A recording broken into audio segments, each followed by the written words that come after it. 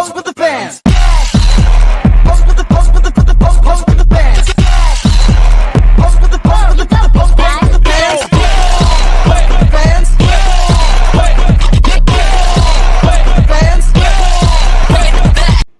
Apa saja jenis-jenis keputusan dan bagaimana cara kerja proses pengambilan keputusan? Terdapat 3 jenis keputusan dalam organisasi. Yang pertama, terstruktur. Keputusan terstruktur bersifat rutin dan dapat diatasi dengan prosedur tertentu. Keputusan tak terstruktur melibatkan penilaian dan wawasan untuk menyampaikan masalah yang baru dan penting.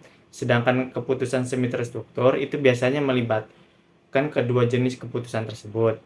Yang berikutnya, proses pengambilan keputusan melibatkan 4 tahapan menurut Simon. Yang pertama ada tahap intelijen. Tahap intelijen mencakup penemuan, identifikasi, dan pemahaman masalah yang terjadi dalam organisasi. Sedangkan tahap desain melibatkan identifikasi dan eksplorasi sebagai solusi untuk masalah tersebut. Tahap pilihan melibatkan memilih di antara alternatif solusi, sedangkan tahap implementasi ialah melibatkan menjadikan alternatif yang dipilih berhasil dan terus memantau kinerja solusi. Jika solusi yang dipilih tidak berhasil, dapat kembali ke tahap sebelumnya dan mengulanginya jika diperlukan. Bagaimana sistem informasi mendukung aktivitas manajer dan pengambilan keputusan manajemen? Terdapat 3 jenis peran manajerial. Yang pertama ada model klasik manajemen. Model klasik manajemen menjelaskan fungsi formal manajerial seperti perencanaan, pengorganisasian, koordinasi, pengambilan keputusan, dan pengendalian. Dominan selama lebih dari 70 tahun setelah tahun 1920-an. Model ini memberikan pandangan struktural terhadap tugas-tugas manajerial dalam organisasi. Yang berikutnya ada model perilaku kontemporer. Kontras dengan model klasik, model perilaku kontemporer menyoroti bahwa perilaku manajer cenderung kurang sistematis, lebih informal, dan kurang terorganisir. Pendekatan ini mendorong kita untuk melihat lebih dalam tindakan sehari-hari manajer dan meresapi dinamika informasi, komunikasi, dan hubungan yang mempengaruhi kinerja mereka. Yang berikutnya ada peran manajerial menurut Mintzberg. Henry Mintzberg mengklasifikasikan perilaku manajer ke dalam 10 peran yang terbagi menjadi 3 kategori. Dalam peran interpersonal, manajer bertindak sebagai figur representatif, pemimpin yang memotivasi, dan penghubung antar tingkatan organisasi. Dalam peran informasional, mereka berfungsi sebagai pusat informasi dan juru bicara organisasi. Dalam peran keputusan, manajer bertindak sebagai pengusaha, menangani gangguan, mengalokasikan sumber daya, dan menengahi konflik. Yang berikutnya, ada juga beberapa aspek lain peran manajerial, seperti keputusan dunia nyata. Keputusan dunia nyata tidak selalu dapat dibantu oleh sistem informasi, terutama karena masalah kualitas informasi, filter manajemen, dan budaya organisasi. Investasi dalam teknologi informasi tidak selalu menghasilkan dampak positif, dengan 3 alasan utama seperti kualitas informasi yang rendah, filter manajemen yang mempengaruhi pengambilan keputusan, dan pengaruh budaya organisasi. Yang berikutnya dimensi kualitas informasi. Kualitas keputusan bergantung pada kualitas informasi. Data dalam database perusahaan dapat mengalami ketidakakuratan dan ketidaklengkapan, mempengaruhi kemampuan organisasi dalam membuat keputusan yang baik. Dan yang terakhir ada filter manajemen. Filter manajemen meskipun memiliki informasi yang tepat dan akurat, manajer sering membuat keputusan yang buruk. Mereka memproses informasi melalui serangkaian filter, termaksud asumsi intuitif, persepsi resiko yang kurang akurat, kecenderungan membuat keputusan berdasarkan intuisi dan perasaan. Berikutnya akan dijelaskan oleh teman saya. Materi selanjutnya yaitu tentang dimensi kualitas informasi. Merupakan suatu kualitas produk atau layanan yang pada umumnya diukur berdasarkan kecocokan ataupun pemakaian dengan sistem informasi tersebut, di mana sistem informasi ini mampu diaplikasikan sesuai dengan apa yang diinginkan oleh pemakai. Selanjutnya yaitu inersia dan politik organisasi. Inersia dan politik organisasi ini suatu birokrasi dengan kemampuan serta kompetensi terbatas untuk bertindak dengan tegas, di mana inersia dan politik organisasi ini merupakan suatu faktor yang sangat penting ataupun tepat untuk melakukan suatu tujuan agar kemampuan tersebut bisa diaplikasikan dengan normal ataupun secara tepat. Ada pengambilan keputusan otomatis dan kecepatan tinggi. Nah, kalau pengambilan keputusan otomatis ini merupakan keputusan yang dibutuhkan oleh manajer atau manusia serta bagaimana cara yang diambil untuk melakukan suatu proses yang cepat dan tepat. Materi selanjutnya yaitu bagaimana intelijen bisnis dan analisis bisnis mendukung pengambilan keputusan. Nah, intelijen bisnis dan analisis bisnis ini mendukung pengambilan keputusan dengan cara intelijen bisnis bisa diambil dari semua dasar sistem pendukung yang ada pada keputusan yang telah dibuat. Nah, pendukungan tersebut yaitu berupa keputusan, berupa infrastruktur intelijen bisnis dan analisis bisnis yang menyediakan data dan alat analisis untuk mendukung pengambilan keputusan agar berlangsung secara tepat dan berangsur-angsur. Selanjutnya yaitu apa itu intelijen bisnis? Intelijen bisnis adalah suatu istilah yang digunakan oleh vendor perangkat lunak serta konsultan teknologi informasi untuk menggambarkan infrastruktur gudang, pengintegrasian, pelaporan, dan analisis data yang berasal dari lingkungan bisnis. Selanjutnya ada lingkungan intelijen bisnis. Untuk lingkungan intelijen bisnis ini terbagi menjadi dua bagian. Yang pertama ada data dari lingkungan bisnis, yaitu berupa bisnis harus menghadapi keduanya, di mana data ini merupakan suatu data struktur dan tidak terstruktur dari berbagai sumber, termasuk data besar, dan data itu perlu diintegrasikan dan diorganisasikan sehingga dapat dianalisis dan digunakan oleh manusia dalam mengambil keputusan. Yang kedua ada infrastruktur intelijen bisnis. Nah, infrastruktur intelijen bisnis ini merupakan suatu fondasi yang mendasari intelijen bisnis adalah yaitu suatu sistem yang berbasis data yang kuat dalam menangkap suatu informasi yang digunakan. Nah, dari gambar di samping itu tuh merupakan suatu diagram infrastruktur bisnis intelijen, di mana dari gambar diagram tersebut menunjukkan bahwa data dari lingkungan bisnis seperti data dari database, call center, web, ataupun perangkat seluler, serta media sosial, pemasok, dan pemerintah dan ekonomi, di mana data itu merupakan suatu data yang disimpan di gudang data untuk digunakan sebagai analisis data dengan menggunakan berbagai alat dan teknik untuk mengekstrak wawasan dari data tersebut.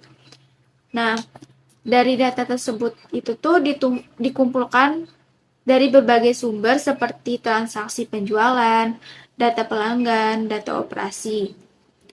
Nah, dari sekumpulan data tersebut menyimpan berbagai data historis seperti data mart, analisis BI, model, data mining, analisis big data, dan antarmuka pengguna. Nah, dari diagram tersebut itu menunjukkan bahwa bisnis intelijen adalah proses yang kompleks dan melibatkan berbagai sumber data untuk keperluan dalam menggunakan informasi. Analisis prediktif. Analisis prediktif adalah teknik analisis data yang digunakan untuk memprediksi hasil masa depan berdasarkan pola dan hubungan yang ditemukan dalam data historis. Analisis ini menggunakan teknik statistik, pemodelan, dan data mining untuk menganalisis data masa lalu dan sekarang untuk meramalkan kemungkinan hasil di masa depan. Analisis prediktif sangat bermanfaat dalam membantu pengambilan keputusan, karena dapat memberikan wawasan tentang kemungkinan hasil di masa depan. Selanjutnya yaitu analisis data besar atau Big Data Analytics adalah proses mengeksplorasi dan menganalisis set data yang sangat besar dan kompleks untuk menemukan pola, tren, dan informasi bermanfaat. Data besar biasanya memiliki volume, kecepatan, dan keragaman yang tinggi. Contoh penerapannya, yang pertama ada menganalisis data media sosial untuk memahami sentimen pelanggan. Yang kedua, menganalisis data transaksi untuk prediksi penjualan. Yang ketiga, analisis data medis untuk identifikasi pola penyakit. Yang keempat, analisis data perusahaan untuk deteksi fraud dan optimasi proses bisnis. Selanjutnya, intelijen dan analitik operasional. Intelijen dan analitik operasional adalah penggunaan data operasional perusahaan secara real-time untuk mendukung pengambilan keputusan. Data operasional berasal dari berbagai sistem dan proses bisnis sehari-hari. Intelijen dan analitik operasional memungkinkan pengambilan keputusan yang lebih cepat dan akurat karena yang pertama menghasilkan visibilitas atas operasi bisnis saat ini, yang kedua mengidentifikasikan tren, pola, dan anomali pada data operasional, yang ketiga melakukan analisis akar penyebab masalah operasional, yang keempat mendeteksi peluang untuk optimasi dan improvement. Selanjutnya yaitu analisis lokasi dan sistem informasi geografis. Analisis lokasi adalah teknik menganalisis data yang mengandung informasi spasial atau lokasi untuk menghasilkan wawasan dan pola geografis. Teknologi utamanya adalah sistem informasi geografis yang digunakan untuk menangkap, menyimpan, memeriksa, dan menampilkan data yang apa aja sih data yang dianalisis itu? Data yang dianalisis mencakup data koordinat geografis, data alamat, data demografis, citra satelit, dan peta digital. Oke, materi selanjutnya adalah bagaimana berbagai kelompok pengambil keputusan di organisasi menggunakan BI atau Business Intelligence. Manajer senior biasanya mengambil keputusan berdasarkan apa yang mereka lihat di dashboard visual. Sementara manajer menengah akan mengambil keputusan berdasarkan aktivitas yang tertulis dalam data. Sedangkan karyawan operasional akan mengambil keputusan berdasarkan laporan yang mereka terima. Oke, materi selanjutnya adalah bantuan untuk keputusan yang tidak sepenuhnya terstruktur. Ada beberapa manajer yang ingin membuat laporan sendiri untuk membuat skenario bisnis. Dan sistem pendukung keputusan atau DSS membantu mereka yang ingin membuat keputusan yang tidak sepenuhnya terstruktur. DSS lebih fokus pada pemodelan. Mereka menggunakan model matematis untuk melakukan analisis what if. Analisis what if memungkinkan pengguna mengubah nilai-nilai tertentu untuk memprediksi hasil jika terjadi perubahan. Dan materi selanjutnya akan disampaikan oleh teman saya. Gambar ini menampilkan hasil analisis sensitivitas pengaruh perubahan harga jual dasi dan biaya per unit terhadap titik impas produk. Ini menjawab pertanyaan, apa yang terjadi pada titik impas jika harga jual dan biaya yang dikeluarkan untuk setiap unit bertambah atau berkurang. Metodologi manajemen lain yang terkait erat adalah manajemen kinerja bisnis. Awalnya didefinisikan oleh kelompok industri pada tahun 2004. BPM berupaya untuk menerjemahkan strategi perusahaan secara sistematis ke dalam sasaran operasional. BPM menggunakan ide yang sama dengan balance scorecard, namun dengan rasa strategi yang lebih kuat. Data perusahaan untuk ISS kontemporer disediakan oleh aplikasi perusahaan yang sudah ada. ISS juga menyediakan akses ke layanan berita, database pasar keuangan, informasi ekonomi, dan data eksternal apapun yang dibutuhkan oleh para eksekutif senior. ISS yang dirancang dengan baik membantu eksekutif senior memantau kinerja organisasi, melacak aktivitas pesaing, mengenali perubahan kondisi pasar, dan mengidentifikasi masalah dan peluang. Karyawan di tingkat bawah dalam hierarki perusahaan juga menggunakan sistem ini untuk memantau dan mengukur kinerja bisnis di bidang tanggung jawab mereka. Selanjutnya adalah pendukung keputusan untuk manajemen senior, balance scorecard, dan metode manajemen kinerja perusahaan.